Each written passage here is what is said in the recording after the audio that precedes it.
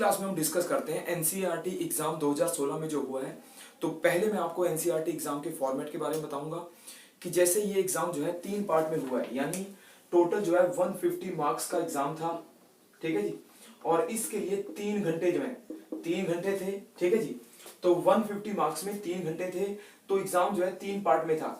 यानी first part में 1 to 50 GK के क्वेश्चन थे और 51 to 100 ये थे इंग्लिश के क्वेश्चन, इंग्लिश ग्रामर के क्वेश्चन थे। और 100 से लेकर 150 मार्क्स तक ये था इंग्लिश और हिंदी। यानी ये जो पेपर था ये डिस्क्रिप्टिव था। तो यानी थर्ड पेपर जो है डिस्क्रिप्टिव है, फर्स्ट पेपर पार्ट 1 पार्ट 2 ये दोनों ऑब्जेक्टिव थे, ठीक है जी। तो ऑब्जेक्टिव और डिस्क्रिप्टिव दोनों का कॉम्बिनेशन था एग्जाम में। तो मैं आपको आज जीके के क्वेश्चन सॉल्व करूंगा और बाद में आपको इंग्लिश और जो बाद का थर्ड पेपर था उसके बारे में आपको सैंपल दिखा दूंगा, ठीक है जी। तो पहला क्वेश्चन आता है जी, 73rd कॉन्स्टिट्यूशनल अमेंडमेंट जो है किस चीज से जुड़ा हुआ है, यानी 73वां संविधान संशोधन जो है किस चीज के बारे में प्रावधान करता है। तो ये जो आता है पंचायतों में महिलाओं के रिजर्वेशन यानी वुमेन रिजर्वेशन इन पंचायत। तो पहला क्वेश्चन आ गया, इसका ए आएगा। सेकंड क्वेश्चन आता है, लाइकेन जीव बने होते हैं। लाइकेन जो है जीव होते हैं एल्गी एंड फंगी, यानी शैवाल और कवक से मिलने वाले जीव हैं। यानी लाइकेन में 2 चीजें होती हैं, शैवाल और कवक। असहयोग आंदोलन के दौरान सर्वप्रथम कौन गिरफ्तार हुआ था, यानी नॉन कॉपरेशन मूवमेंट में फर्स्ट अरेस्ट जो है वो कौन हुए थे। तो इसमें मोहम्मद अली पहले व्यक्ति थे जो असहयोग आंदोलन में, वो खिलाफत आंदोलन में ही अरेस्ट हो गए थे। नेक्स्ट क्वेश्चन आता है जी, विश्व में कौन सा देश सबसे अधिक कपास का उत्पादन करता है। तो कॉटन प्रोडक्शन में चाइना नंबर 1 पे आता है जी। भारत में कौन सा जो है चीनी यानी शुगर प्रोडक्शन में सबसे बड़ा राज्य है, सबसे ज्यादा प्रोडक्शन करता है, वो आएगा जी महाराष्ट्र। शुगर में आता है महाराष्ट्र, और अगर शुगर केन आता है गन्ना तो यूपी आएगा। निम्न में से कौन सा दिन जो है अंतरराष्ट्रीय मजदूर दिवस के रूप में मनाया जाता है, यानी इंटरनेशनल लेबर डे। तो ये आएगा 1 मई, यानी 1 मई को मनाया जाता है। फिर नेक्स्ट क्वेश्चन आता है, आरटीई यानी राइट टू एजुकेशन जो है भारतीय संसद में शिक्षा का अधिकार कानून कब पास हुआ है। तो शिक्षा का अधिकार कानून जो है 2009 में पास हुआ था। नेक्स्ट क्वेश्चन आता है जी, कौन सी गैस जो है वातावरण में विद्यमान नहीं होती। तो इस क्वेश्चन का आएगा रेडॉन। रेडॉन गैस जो है धरती के अंदर से निकलती है और ये वातावरण में मौजूद नहीं होती।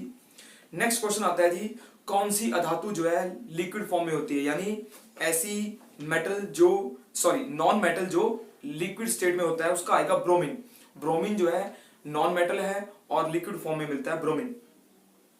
नेक्स्ट क्वेश्चन है जी, निम्न में से किसकी नियुक्ति भारतीय राष्ट्रपति द्वारा नहीं की जाती, यानी भारतीय प्रेसिडेंट द्वारा अपॉइंटेड व्यक्ति नहीं होता। तो आएगा लोकसभा स्पीकर, यानी लोकसभा के स्पीकर जो है लोकसभा के द्वारा इलेक्ट होते हैं, ठीक है जी। फिर आएगा तंबाकू स्वास्थ्य के लिए हानिकारक होता है। तो इसमें क्या होता है, तो तंबाकू में आपको पता है निकोटीन होता है जिसके कारण वो स्वास्थ्य को नुकसान पहुंचाता है। नेक्स्ट क्वेश्चन आता है जी, जब वायु में हाइड्रोजन जलती है तो कौन सा तत्व उत्पत्त होता है या उत्पत्ति होती है। तो उसमें आएगा जी वाटर, यानी जब ऑक्सीजन के साथ हाइड्रोजन का जलन होता है तो उसमें जल बनता है, बाय प्रोडक्ट। मरकरी है, यानी पारा जो है क्या है, मरकरी जो है लिक्विड मेटल है, यानी द्रव्य धातु पारा है। जहांगीर के शासनकाल में ईस्ट इंडिया कंपनी ने पहले कारखाने की स्थापना कहां की थी। तो आपको पता होगा सूरत में, गुजरात में पहली फैक्ट्री लगाई थी ब्रिटिश कंपनी ने जहांगीर के समय में। नेक्स्ट क्वेश्चन आता है, भारत में सबसे छोटा राज्य। तो सबसे छोटा राज्य आएगा सिक्किम, ठीक है जी। नेक्स्ट क्वेश्चन आता है जी, हल्दी में क्या मिलाने से वो कलरलेस यानी वर्णहीन हो जाती है। तो हल्दी जो है खाने का सोडा यानी बेकिंग सोडा अगर उसमें मिलाया जाए तो वो कलरलेस हो जाती है, उसका रंग जो है उड़ जाता है।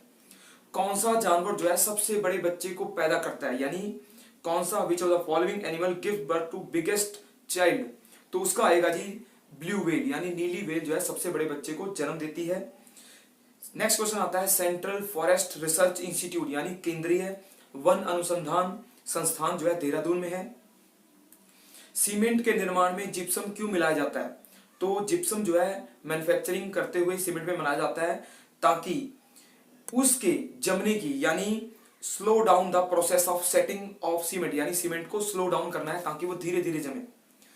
विद्युत उपकरणों में ट्रांसफार्मर का सहयोग, यानी ट्रांसफार्मर का आपको पता है क्यों यूज होता है, तो ट्रांसफार्मर अप और डाउन दोनों के लिए होता है वैसे, परंतु क्वेश्चन जो है यहां आएगा कि वोल्टेज बढ़ाने के लिए, यहां आएगा वोल्टेज बढ़ाने के लिए आएगा, ठीक है जी।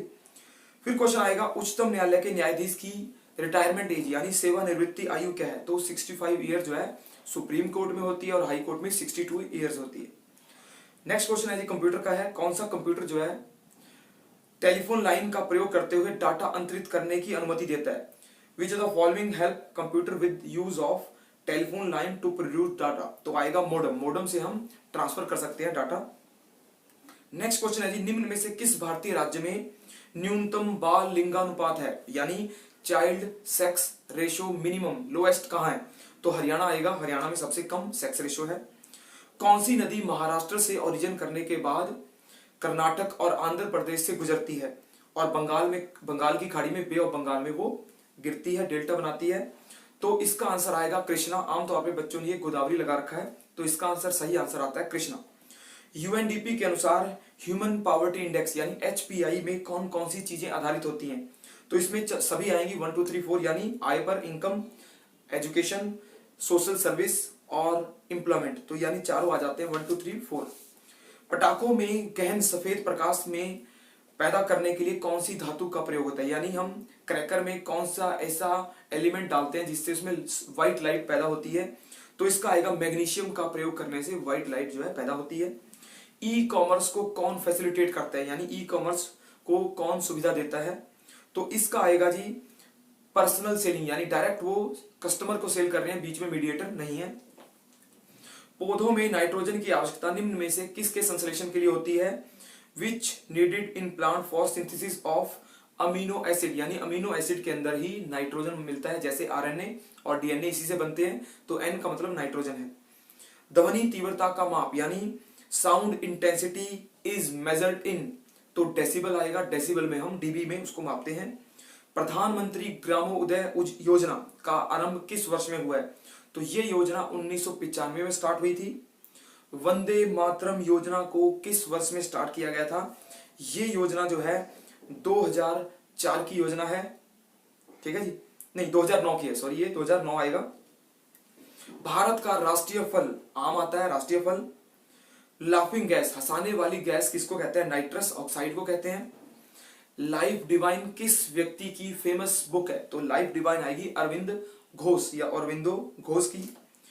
2016 में ऑर्गेनाइज हुए ओलंपिक जो है कौन सा संस्करण, यानी कौन से नंबर के ओलंपिक थे, तो आएगा 31 यानी 31वें नंबर के ओलंपिक थे। भारत में new computer policy first time बनी थी 1984 में, 1984 में राजीव गांधी द्वारा बनाई गई थी। बैंकॉक कैपिटल किसकी है, बैंकॉक राजधानी है थाईलैंड की। निम्न में से कौन सा स्थान जो है महायान अध्ययन के स्थान पर के रूप में प्रसिद्ध है, यानी महायान में टीचिंग सेंटर या यूनिवर्सिटी थी, तो नालंदा यूनिवर्सिटी आपको पता है महायान की यूनिवर्सिटी थी। प्राचीन भारत के प्रारंभ में सबसे बड़ा शहरी केंद्र कौन सा था, तो प्राचीन काल के इतिहास में अगर देखते हैं कौशाम्बी पहला था, उसके बाद पाटलिपुत्र था, तो सही आंसर इसमें लग रहा है कौशाम्बी आएगा क्योंकि वो पुराना शहर था। अगर सबसे पुराना आता है तो बनारस आएगा, ठीक है जी।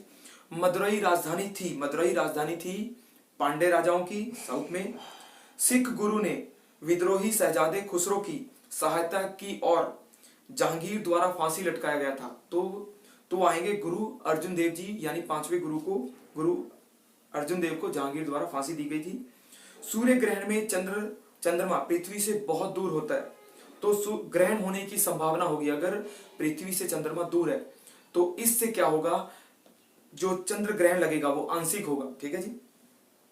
शाम के समय सूर्य इतना गर्म नहीं होता जितना दोपहर के समय, क्योंकि in evening sun is not as hot as in noon because, तो आपको पता है कि शाम को और सुबह में सूर्य की रोशनी को लंबा रास्ता तय करना पड़ता है, उसकी विकिरणों को अधिक दूरी तय करने के कारण जो है उसका प्रकाश जो है तीव्र या गर्म नहीं होता।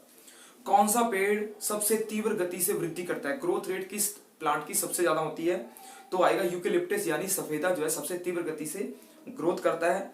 राज्य में एक मंत्री व्यक्तिगत रूप से किसके प्रति उत्तरदायी है, तो minister in state is individual responsible to CM, यानी मुख्यमंत्री के प्रति रिस्पॉन्सिबल होता है। कौन सा ग्राम पंचायत के लिए राजस्व का स्रोत यानी रेवेन्यू सोर्स नहीं है पंचायत के लिए, तो उसमें आएगा लैंड टैक्स यानी भूमि कर। लैंड टैक्स जो है स्टेट गवर्नमेंट के पास आता है। यदि बचत निवेश से बढ़ जाए तो नेशनल इनकम यानी इफ सेविंग एक्सीड इन्वेस्टमेंट, अगर सेविंग बढ़ जाती है तो नेशनल इनकम डाउन होगी क्योंकि प्रोडक्टिव एक्टिविटीज के लिए मार्केट में पैसा नहीं होगा। इनडायरेक्ट टैक्स यानी अप्रत्यक्ष करों का भार सबसे ज्यादा किस पर पड़ता है, तो इनडायरेक्ट टैक्स जो है कंज्यूमर पर सबसे ज्यादा हेवीली पड़ते हैं। फोटो की फिल्मों में कौन सी धातु मिलती है यानी मेटल प्रेजेंट इन फोटो, तो इसमें आएगा जी चांदी यानी सिल्वर का यूज होता है। वंदे मातरम गीत फर्स्ट टाइम सर्वप्रथम किस भाषा में लिखा गया था, तो आएगा इसमें बांग्ला लैंग्वेज में लिखा गया था। ठीक है, तो ये 50 क्वेश्चन जो मैंने डिस्कस किए ये जीके के थे।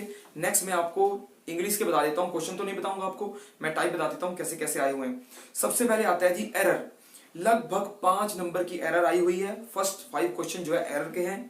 नेक्स्ट 5 क्वेश्चन जो है ऑपोजिट यानी एंटोनियम है, यानी 5 क्वेश्चन ऑपोजिट वर्ड के आते हैं। फिर आता है जी अगले 4, नेक्स्ट 4 जो है वो आते हैं आपके सिनोनियम आए हुए हैं, सेम मीनिंग आता है सिनोनियम।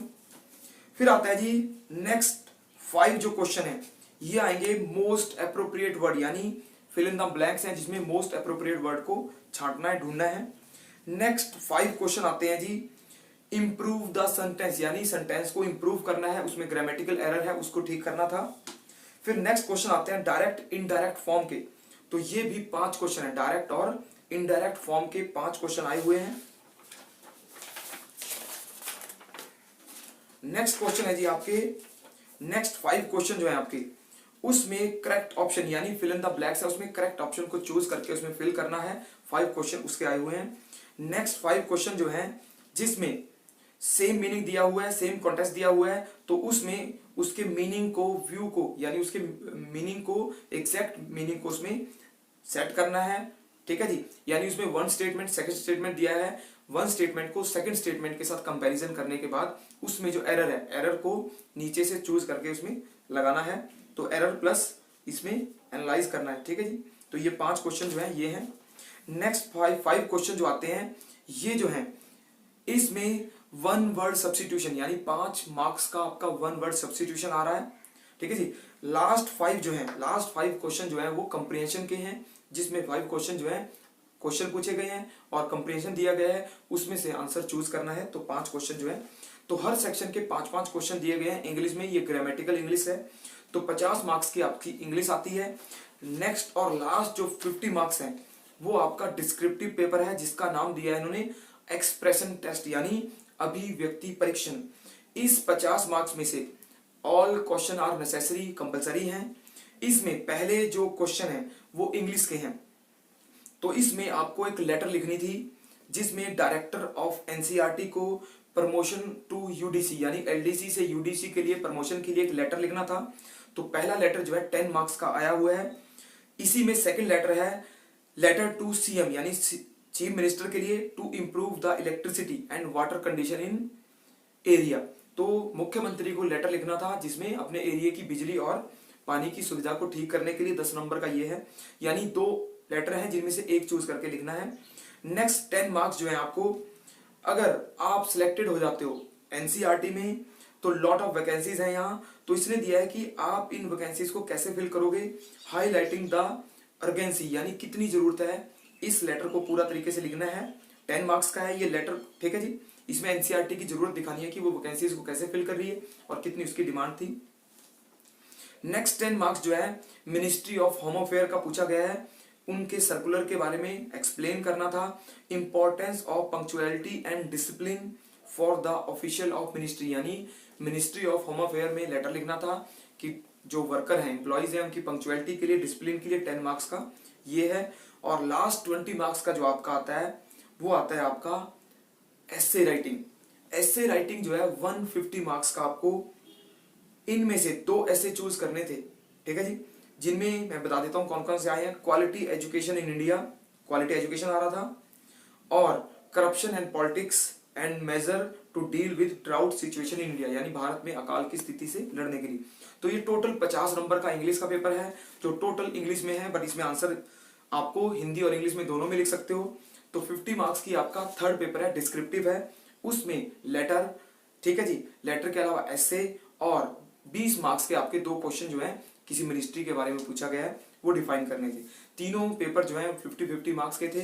तो मैंने आज आपको एनसीईआरटी का जो एग्जाम लास्ट संडे को हुआ है उसके बारे में डिस्कस किया। इस डिस्कस में मैंने 50 क्वेश्चन आपको जीके के बताए, बाकी 50 इंग्लिश और 50 जो थर्ड पेपर इंग्लिश का था उसके बारे में बताया। तो आपको नेक्स्ट टाइम जब भी एग्जाम होता है उसकी तैयारी के लिए गाइडलाइन मिल जाएगी। तो ये आज का लेक्चर था। अगर आपको ये पसंद आता है तो लाइक करें, सब्सक्राइब करें। धन्यवाद।